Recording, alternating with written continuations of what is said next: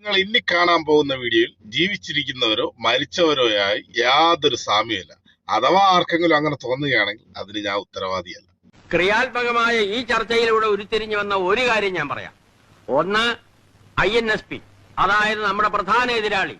അവരിൽ ചില കൊള്ളാമെന്ന ചെറുപ്പക്കാർ രംഗത്ത് വന്നിട്ടുണ്ട്. ആളുകൾക്ക് അവരോട് വലിയ മതിപ്പാ. ആ മതിപ്പ് പൊളിക്കുകയാണ് നമ്മൾ ചെയ്യേണ്ടത്. വളരെ കറക്റ്റ്. ഏതെങ്കിലും രീതിയിൽ വല്ല പെണ്ണുകേസിലോ ഗർഭക്കേസിലോ അവരെ പെടുത്തി നാറ്റിക്കുകയാണ് ചെയ്യുന്നത്. ജനങ്ങൾ അവരെ കാർക്കിച്ചൊതുപ്പുന്ന ഒരു പരിസ്ഥിതിയിൽ എത്തിച്ചാൽ നമ്മൾ ജയിച്ചു. 6 മാസത്തിനുള്ളിൽ നമുക്ക് നഷ്ടപ്പെട്ടതെല്ലാം വീണ്ടെടുക്കാം. ഈ വീഡിയോയ്ക്ക് ആധാരമായ സംഭവം എന്ന് പറഞ്ഞാൽ കഴിഞ്ഞ കുറച്ച് ദിവസം കൊണ്ട് സോഷ്യൽ മീഡിയയിൽ യൂത്ത് കോൺഗ്രസിന്റെ ഒരു പ്രമുഖൻ പെണ്ണുകേസിൽ എന്നൊരു ടാഗ് ലൈനോട് കൂടി ഇടതുപക്ഷ ഹാൻഡിലുകളിൽ ഓടുന്നുണ്ട്. ഇതിനെക്കുറിച്ച് പറയാനുള്ള ഒറ്റ കാര്യമേ ഉള്ളൂ. ഈ തലയും വാലും ഇല്ലാതെ ഒരാളെ ഇഷ്ടപ്പെട്ടില്ലെങ്കിൽ നശിപ്പിക്കാൻ ഉപയോഗിക്കുന്ന ഇത്തരം വൃത്തികെട്ട രീതികൾ അവസാനിപ്പിക്കേണ്ട ആവശ്യമാണ്.